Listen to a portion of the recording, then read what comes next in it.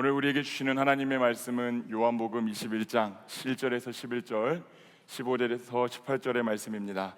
다 함께 일어나셔서 하나님의 말씀을 경청하겠습니다. 그 후에 예수께서 디베랴 호수에서 또 제자들에게 자기를 나타내셨으니 나타내신 일은 이러하니라. 시몬 베드로와 디두모라 하는 도마와 갈릴리 가나 사람 나다나엘과 세베대의 아들들과 또 다른 제자 둘이 함께 있더니 시몬 베드로가 나는 물고기 잡으러 가노라 하니 그들이 우리도 함께 가겠다 하고 나가서 배에 올랐으나 그날 밤에 아무것도 잡지 못하였더니 날이 새어갈 때에 예수께서 바닷가에 서셨으나 제자들이 예수이신 줄 알지 못하는지라. 예수께서 이르시되 얘들아 너희에게 고기가 있느냐 대답하되 없나이다. 이르시되 그물을 배 오른편에 던지라 그리하면 잡으리라 하시니 이에 던졌더니 물고기가 많아 그물을 들 수 없더라. 예수께서 사랑하시는 그 제자가 베드로에게 이르되 주님이시라 하니 시몬 베드로가 벗고 있다가 주님이라 하는 말을 듣고 겉옷을 두른 후에 바다로 뛰어내리더라. 다른 제자들은 육지에서 거리가 불과 한 50칸쯤 되므로 작은 배를 타고 물고기 든 그물을 끌고 와서 육지에 올라보니 숯불이 있는데 그 위에 생선이 놓였고 떡도 있더라. 예수께서 이르시되 지금 잡은 생선을 좀 가져오라 하시니 시몬 베드로가 올라가서 그물을 육지에 끌어올리니 가득히 찬 큰 물고기가 153마리라. 이같이 많으나 그물이 찢어지지 아니하였더라. 그들이 조밥 먹은 후에 예수께서 시몬 베드로에게 이르시되 요한의 아들 시몬아 네가 이 사람들보다 나를 더 사랑하느냐 하시니 이르되 주님 그러하나이다. 내가 주님을 사랑하는 줄 주님께서 아시나이다. 이르시되 내 어린 양을 먹이라 하시고 또 두 번째 이르시되 요한의 아들 시몬아 네가 나를 사랑하느냐 하시니 이르되 주님 그러하나이다. 내가 주님을 사랑하는 줄 주님께서 아시나이다. 이르시되 내 양을 치라 하시고 세 번째 이르시되 요한의 아들 시몬아 네가 나를 사랑하느냐 하시니 주께서 세 번째 네가 나를 사랑하느냐 하심으로 베드로가 근심하여 이르되 주님 모든 것을 아시오매 내가 주님을 사랑하는 줄을 주님께서 아시나이다. 예수께서 이르시되 내 양을 먹이라. 내가 진실로 진실로 네게 이르노니 네가 젊어서는 스스로 띠띠고 원하는 곳으로 다녔거니와 늙어서는 네 발을 벌리리니 남이 네게 띠띠우고 원하지 아니하는 곳으로 데려가리라. 이것은 우리 주님의 말씀입니다. 아멘. 하나님 아버지와 우리 주 예수 그리스도로부터 오는 은혜와 평강이 이 자리와 온라인으로 예배를 드리시는 모든 그리스도의 청년들과 또 오후 예배의 성도님들에게 함께하기를 우리 주님의 이름으로 축원합니다. 오늘은 우리를 위해 십자가를 지신 예수님의 부활을 기념하는 부활주일 예배로 드려집니다. 그래서 특별히 오늘은 한 번 더 서로를 바라보면서 이렇게 인사를 했으면 좋겠습니다. 제가 그리스도께서 부활하셨습니다 라고 선포하면 여러분이 서로를 바라보시며 진실로 부활하셨습니다 라고 인사하시면 됩니다. 하실 수 있죠? 우리 한번 인사해 보겠습니다. 그리스도께서 부활하셨습니다. 믿으십니까? 그 부활의 은혜와 능력이 여러분의 삶 가운데 임하게 되기를 축복합니다. 오늘은 우리가 이렇게 웃으며 인사를 하지만 불과 어제까지 우리는 주님의 고난을 기억하는 고난주간을 보냈습니다. 그것을 깊이 묵상하기 위해 우리 공동체는 새벽 예배도 드리고 필사 챌린지도 하고 또 각 부서에서 운영하는 성경 통독반도 진행했습니다. 참 많은 청년들이 그 과정에 동참했는데 감사함이 많은 일주일이었던 것 같습니다.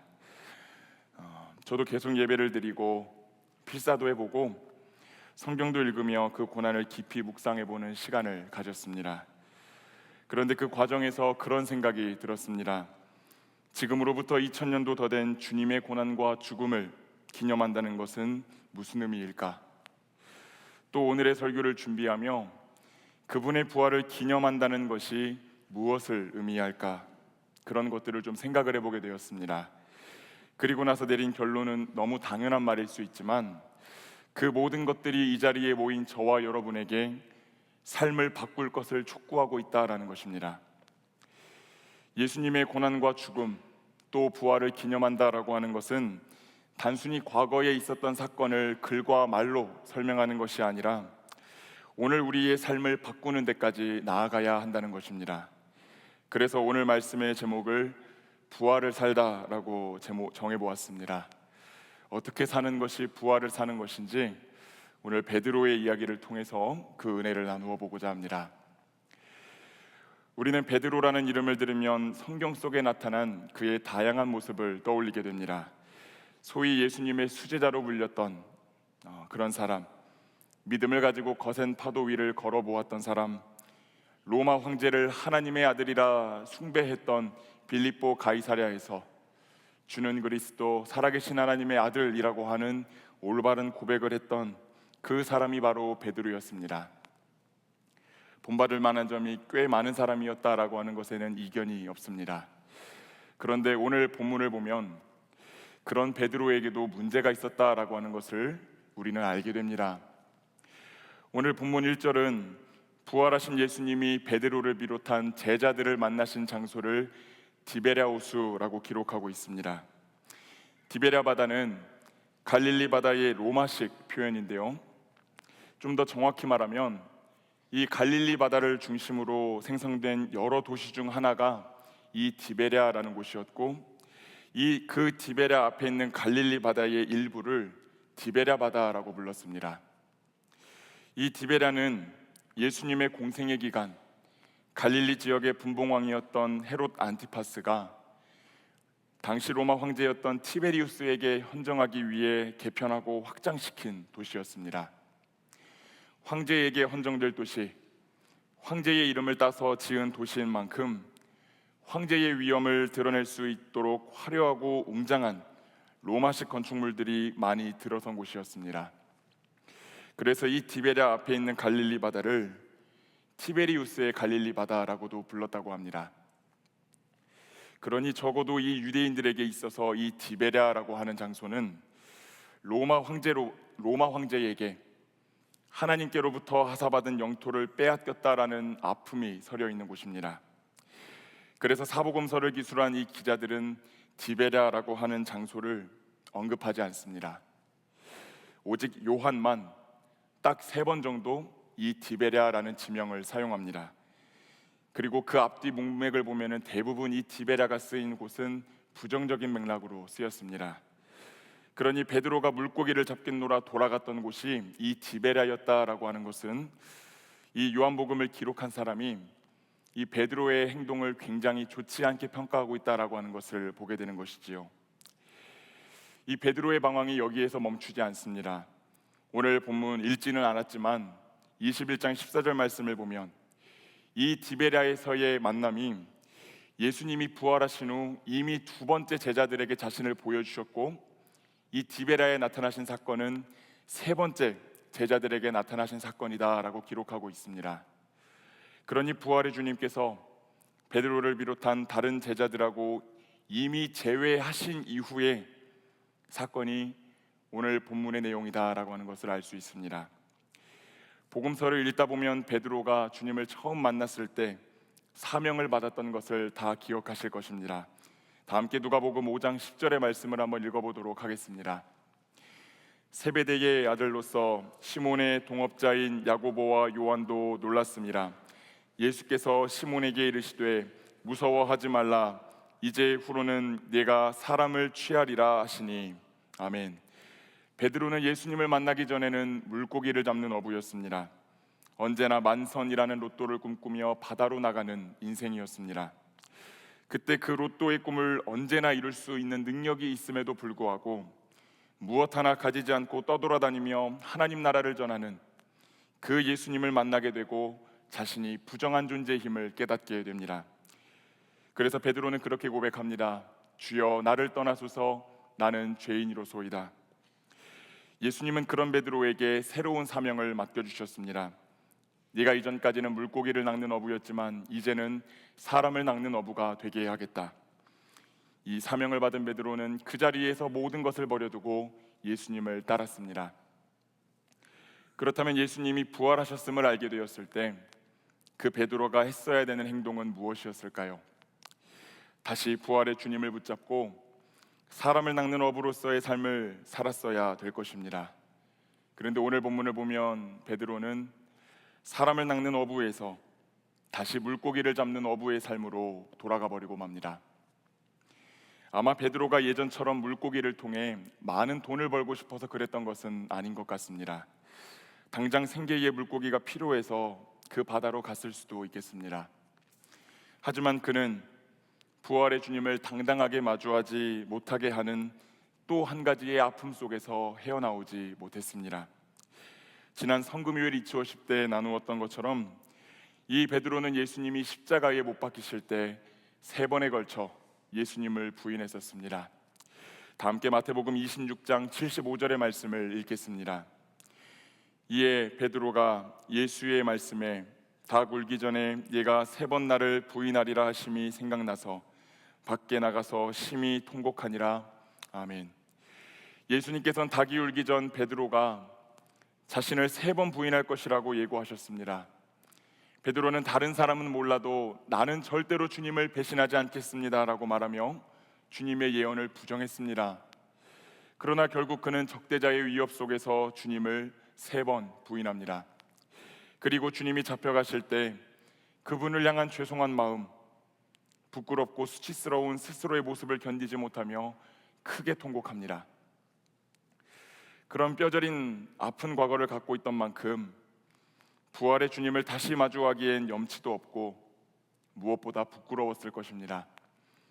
그래서 그는 부활의 주님을 만나고서도 디베랴로 물고기를 잡으러 갑니다. 주님은 부활을 통해 수치에서 영광으로, 절망에서 희망으로, 죽음에서 생명으로 건너가셨지만 베드로는 여전히 수치와 절망, 죽음의 자리에 머물러 있었음을 보게 됩니다. 베드로에게 있어 그 부활은 자신의 부활이 아니었습니다. 우리가 흥미 없는 이야기에 관심을 쏟지 못하는 것처럼 그도 자신에게는 상관없는 이야기가 되어버린 것 같은 그 부활 이야기에서 계속해서 뒷걸음질 칩니다. 그러나 베드로는 디베랴 바다에서 밤을 새워 그물을 던졌습니다. 그런데도 한 마리의 고기도 잡지 못합니다. 저는 그런 장면을 한번 상상을 해보았습니다. 아마 어부의 일을 계속할 때는 그 손에 굳은 살이 배겨서 끄떡없던 그 베드로의 손도 예수님을 따라 어부의 일을 그만둔 지 오래되었기 때문에 굳은 살은 다 떨어져 나간 상태가 아니었을까. 그래서 다시 파도와 씨름하며 그물을 잡고 밤새 수고하였을 때는 그 파도와 씨름하던 그 손이 어쩌면 피투성이가 됐을지도 모르겠다라는 생각을 해보게 되었습니다. 그러나 그는 그 수고에 대한 어떤 결과도 맛보지 못합니다. 그렇기에 이 디베랴라고 하는 것은 많은 것을 상징합니다. 하나님이 아닌 로마 황제가 다스리는 것 같은 이 세상을 의미할 수도 있고, 죄에 물든 채 하나님의 낯을 피해 도망친 곳을 의미하기도 합니다. 주님으로부터 받은 사명을 포기하고 이전의 모습으로 돌아간 곳일 수도 있고, 한때는 수제자였지만 이제는 배신자에 지나지 않는다는 비통함 속에 자존감은 무너질 대로 무너지고, 먹고 살기 위해 그물은 던지지만 헛수고의 저주에 빠져 아무것도 얻지 못하는 그곳이 디베랴 바다가 상징하는 의미이겠지요. 사랑하는 여러분, 이 자리에 계신 분들 중에도 여전히 그 디베랴에서 머물고 계신 분들은 안 계십니까?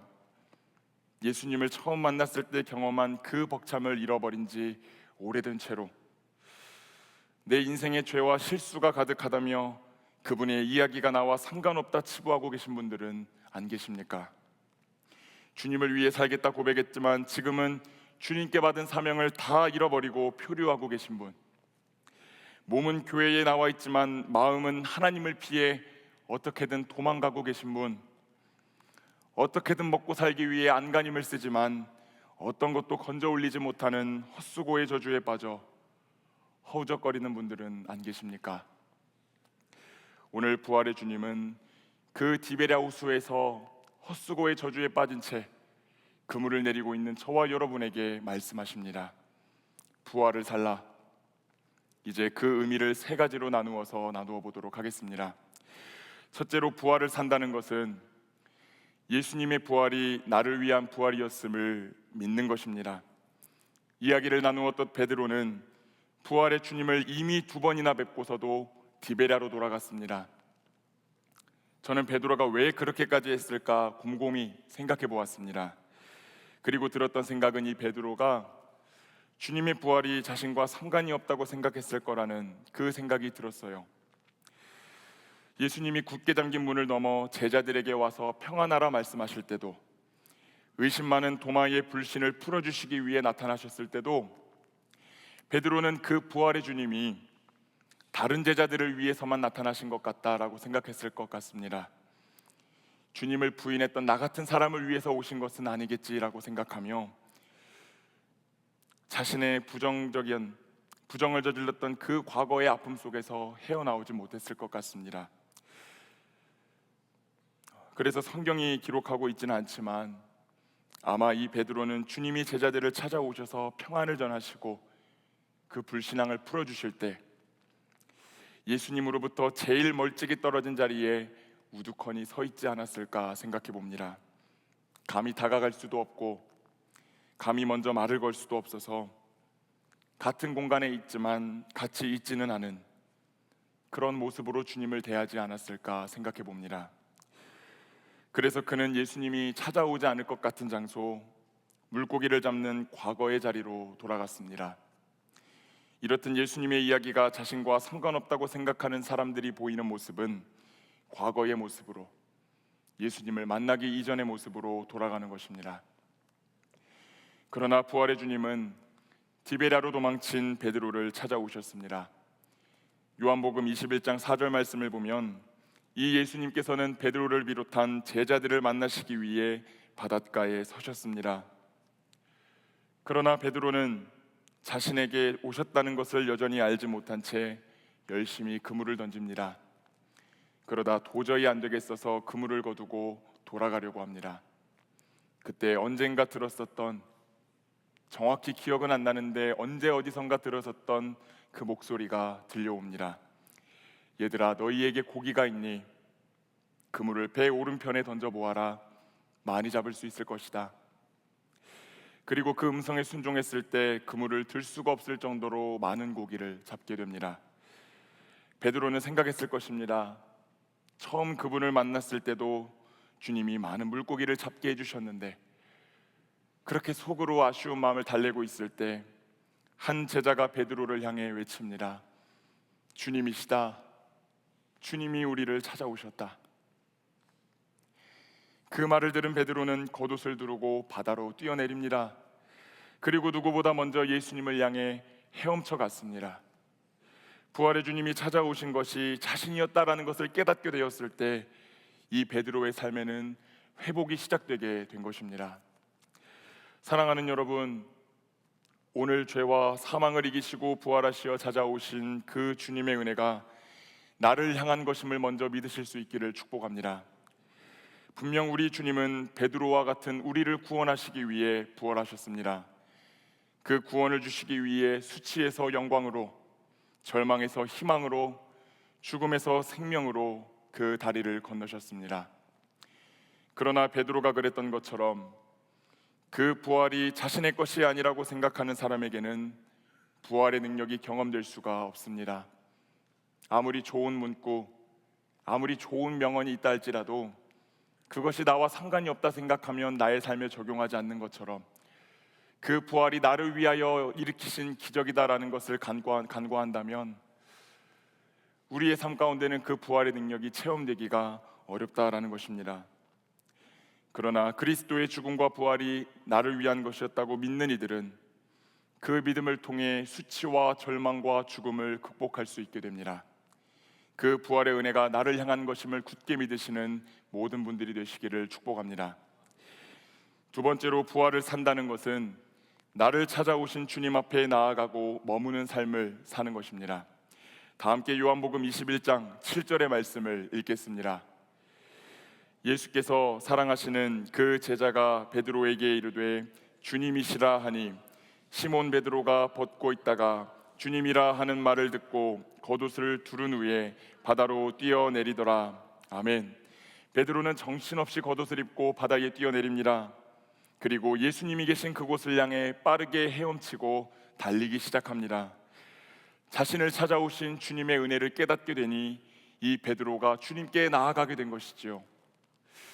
베드로와 제자들이 육지에 올라갔을 때 예수님은 그들을 위해 이미 따뜻하게 숯불을 피워 놓으셨고 생선과 떡을 준비해 놓으셨습니다. 그리고 제자들에게 같이 밥을 먹자 말씀하시며 생선과 떡을 나누어 주시고 그들의 허기를 달래주십니다. 사랑의 주님은 자신 앞에 나서지 못하는 베드로를 먼저 찾아오셨고 헛수고의 저주를 해결하여 주셨으며 디베라의 파도 속에서 완전히 젖어버린 그의 육신을 살펴주십니다. 얼핏 보았을 때 베드로의 모든 것이 회복된 것 같습니다. 주님이 먼저 찾아와 주셨고 헛수고의 저주도 해결해 주셨고 젖은 옷도 말려주시고 허기진 배도 채워주셨으니 말입니다. 하지만 그에게 여전히 해결되지 않은 것이 남아 있습니다. 예수님은 베드로의 젖은 육신을 말려주시기 위해 숯불을 피워놓고 계셨습니다. 그런데 반가운 마음에 배에서 뛰어내려 예수님을 찾아온 베드로는 아마 그 숯불을 보고 미친 듯이 괴로워했을 것입니다. 요한복음 18장 17절에서 18절 말씀을 함께 읽겠습니다. 문 지키는 여종이 베드로에게 말하되 너도 이 사람의 제자 중 하나가 아니냐 하니 그가 말하되 나는 아니라 하고 그때가 추운 고로 종과 아랫사람들이 불을 피우고 서서 쬐니 베드로도 함께 서서 쬐더라. 베드로가 예수님을 부인했을 때 그는 추운 날씨 속에서 대제사장의 종들과 함께 불을 쬐었다고 기록하고 있습니다. 여기서 나오는 불, 그리고 예수님이 피워놓으셨다라고 하는 이 숯불은 안트라키아라고 하는 똑같은 단어를 썼습니다.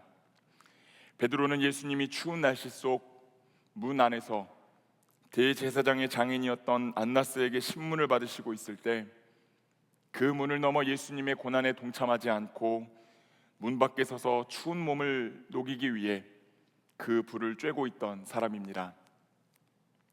그러니 차디찬 바깥에서 불을 쬐다가 주님을 부인했던 그 베드로에게 있어서 그 바닷가의 찬 공기, 뜨거운 숯불은 과거 주님을 부인하며 생명의 길에서 이탈했던 자신의 못난 모습을 다시 떠오르게 했을 것입니다. 그런데 디베라의 베드로를 찾아오신 주님이 다시 한번 베드로에게 먼저 말을 것입니다. 요한의 아들 시몬아, 네가 이 사람들보다 나를 더 사랑하느냐? 그러자 베드로가 대답합니다. 주님, 그렇습니다. 내가 주님을 사랑하시는 줄 주께서 아시나이다. 그 대답을 들으신 주님은 베드로에게 내 양을 먹이라고 말씀하십니다.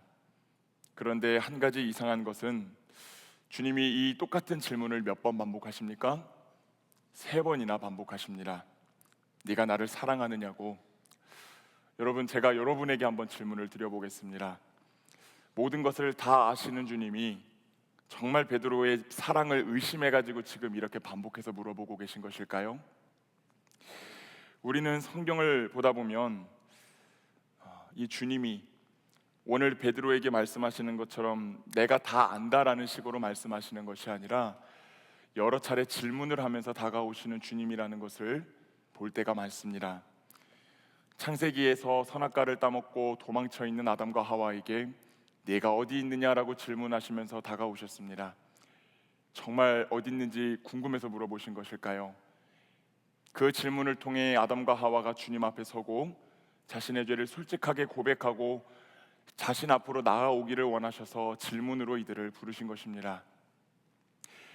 야곱이 이 하나님께서 야곱에게 네 이름이 무엇이냐라고 물어보신 것이 진짜 그 이름을 몰라서 물어보신 것이 아니라 그 야곱이라는 이름을 이스라엘로 바꿔주시기 위해 물어보셨던 것처럼, 또 호렙산 동굴에 숨어있는 엘리야에게도 네가 지금 어디 있느냐라고 물으셨던 것은 세미한 음성을 통하여 말씀하여 주셔서 그 심령을 회복시켜 주시기 위함이었던 것을 우리는 기억해야 됩니다.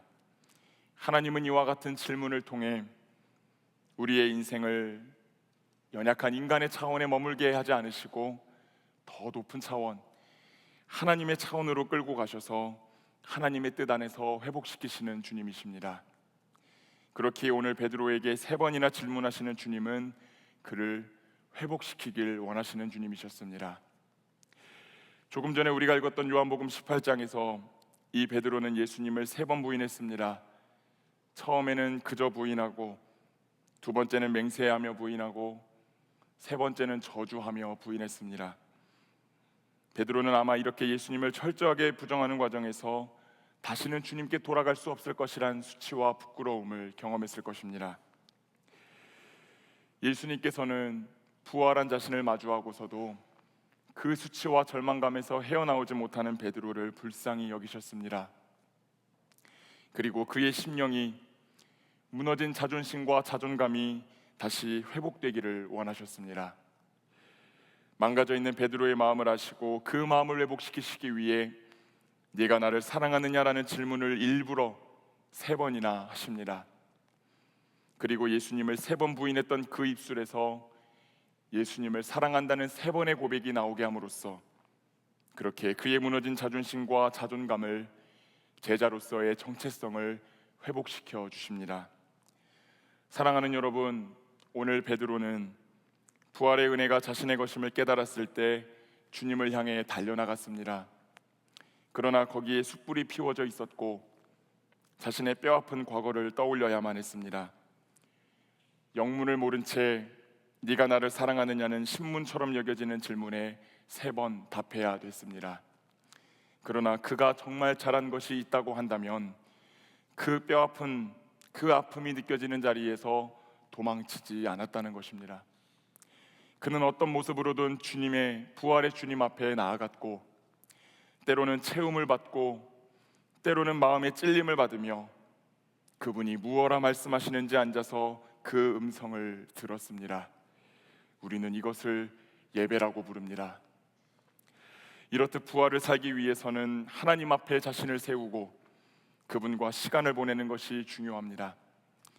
나의 그릇된 모습, 죄악된 과거를 직면하기 어려워 주님을 피하는 것이 아니라 그분 앞에 서서 정직하게 대화를 하기 시작할 때 과거에 나는 그랬지만 현재의 나의 모습은 볼품없지만 그래도 주님을 사랑합니다라고 말하며 솔직하게 주님 앞에 엎드러질 때 우리의 무너진 마음과 영혼이 죽음에서 생명으로 옮겨지기 시작한다는 것을 기억하시기를 바랍니다. 그것이 부활을 사는 2번째 방법입니다. 마지막으로 부활을 산다는 것은 다시 한번 하나님이 맡기신 사명을 붙잡고 주님을 따르는 것입니다. 주님은 아파하면서도 자기 앞에 머물며 솔직하게 말하는 베드로를 귀하다 여기셨습니다. 그리고 베드로가 주님을 사랑한다라고 고백할 때마다 주님은 내 양을 먹이라 말씀하시며 다시 귀한 사명을 맡겨주십니다. 주님을 처음 만났을 때 받았던 사람을 낚는 어부로서의 사명을 회복시켜 주신 것입니다. 다 함께 요한복음 21장 18절에서 19절의 말씀을 한번 읽어보도록 하겠습니다. 내가 진실로 진실로 네게 이르노니 네가 젊어서는 스스로 띠뛰고 원하는 곳으로 다녔거니와 늙어서는 네 팔을 벌리리니 남이 네게 띠띠우고 원하지 아니하는 곳으로 데려가리라. 이 말씀을 하심은 베드로가 어떠한 죽음으로 하나님께 영광을 돌릴 것을 가리키심이로라. 이 말씀을 하시고 베드로에게 이르시되 나를 따르라 하시니. 아멘. 예수님은 베드로에게 자신의 양들을 부탁하며 베드로의 모습을 있는 그대로 받아들이시고 그의 미래를 예언하십니다. 자신을 부인했던 베드로의 모습을 무조건적으로 죄 없다 말씀하시지도 않고 죄가 없다고 말씀하시지도 않으셨습니다. 그저 베드로가 이전에는 스스로 띠뛰고 원하는 곳으로 다녔지만 이제는 더 나은 모습으로 사명을 감당할 수 있게 될 것이라고 축복하시며 주님께 영광되는 인생을 살게 될 것이라고 말씀하여 주십니다. 그의 못났던 과거를 있는 그대로 받아들이시고 더 온전한 모습으로 하나님의 양을 먹이는 사역, 사람을 낚는 어부의 사역을 감당하게 하실 것이라고 말씀하시며 그 미래를 축복해 주십니다. 그리고 말씀하십니다. 나를 따르라. 다시 따라오너라. 사랑하는 여러분, 이 베드로가 나중에 어떻게 변했는지 아십니까? 요한복음 21장 바로 뒤에 나오는 사도행전의 말씀을 보면 이 베드로는 그 유명한 오순절 설교를 함으로써 3천 명을 하나님께 돌아오게 합니다. 후에도 예수님의 이름으로 여러 기적을 행하고 때때로 복음을 전함으로 매를 맞게 되었지만 그 매맞음을 자신의 상급으로 받아들이며 더욱 열심히 예수 그리스도의 복음을 증거하며 살아가는 것을 우리는 기억하고 있습니다.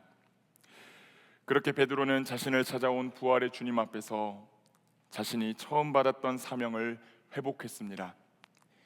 그리고 그 사명을 따라 살았습니다.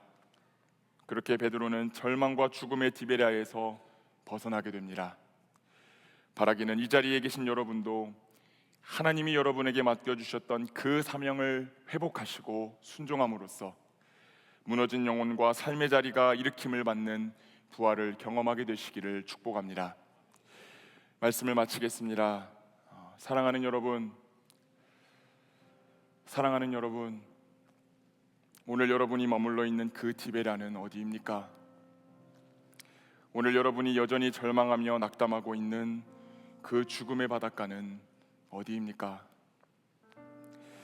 오늘 부활하신 주님은 저와 여러분에게 찾아오셔서 이렇게 말씀하십니다.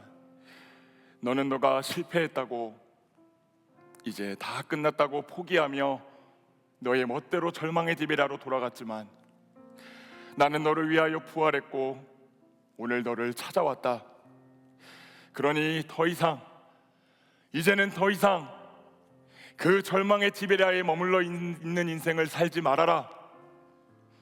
다시 내 앞에 나아오고 다시 내 앞에 나와 예배하고 내 앞에 머물고 다시 사명을 붙잡고 나를 따르며 그 죽음과 절망의 자리로부터 벗어나라.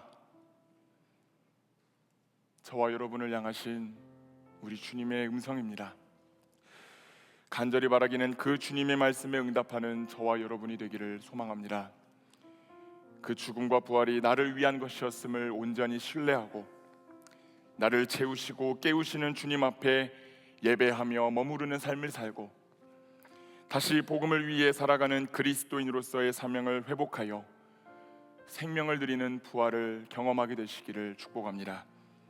그것이 여러분의 이야기가 되시기를, 그 부활을 삶으로 경험하게 되시는 모든 그리스도의 청년들과 또 오부 예배의 성도님들이 되시기를 우리 주님의 이름으로 축원합니다. 기도하겠습니다. 사랑의 주님, 오늘 우리의 부끄러운 모습을 봅니다. 주님이 아닌 로마 황제가 통치하는 것 같은 그 디베랴로 돌아가서 무익한 것에 힘을 쓰며 죄로 인해 수치를 견디지 못하고 하나님의 낯을 피하여 도망친 우리의 부끄러운 모습을 봅니다. 그러나 그 부활의 주님께서 우리를 찾아오셨음을 우리가 붙잡기를 소망합니다. 그 부활이 나를 위한 부활이었음을 믿고 그 주님을 붙잡으며 예배하는 삶을 살며 다시 사명을 회복함으로 이 땅 가운데서 그 주님의 부활을 살아내는 모든 그리스도의 청년들과 성도들이 될 수 있도록 주님 축복하여 주시옵소서. 감사를 드리며 사랑이 많으신 예수 그리스도의 이름으로 기도드립니다. 아멘.